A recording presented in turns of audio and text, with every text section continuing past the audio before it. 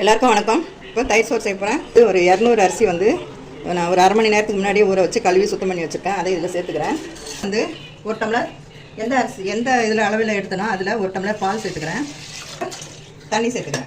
உப்பு எவ்வளோ குழஞ்சி இருக்குதோ அவ்வளோ நல்லாயிருக்கும். நம்ம லஞ்ச் உப்பு வந்து நான் ஒரு ஸ்பூன் போல் கல் உப்பு சேர்த்துக்கிறேன். 4 விசில் வந்த பிறகு நம்ம ஆஃப் பண்ணிடுவோம். ப்ரெஷர்லாம் ரிலீஸ் ஆகிடுச்சு. அதனால் இதில் ஒரு 4 ஊற்றிக்கிறேன். அரை ஸ்பூன் கடுகு சேர்த்துக்கிறேன். நறுக்கி வச்சுருக்கேன், அதையும் சேர்த்துக்கிறேன். 2 காஞ்ச மிளகா, 1 கிள்ளி வச்சுருக்கேன், 1 சாதாரணமாக போடுறேன். உளுந்து பருப்பு ஒரு அரை ஸ்பூன் இதில் சேர்த்துக்கிறேன். நீங்கள் வந்து ஒரு 4 ஸ்பூன் இல்லை. இப்போ வந்து தயிர் சாதத்தில் சேர்த்துக்கலாம். இப்போ கடைசியாக கொத்தமல்லி இலைகளை அதில் நல்லா கிள்ளி போட்டு.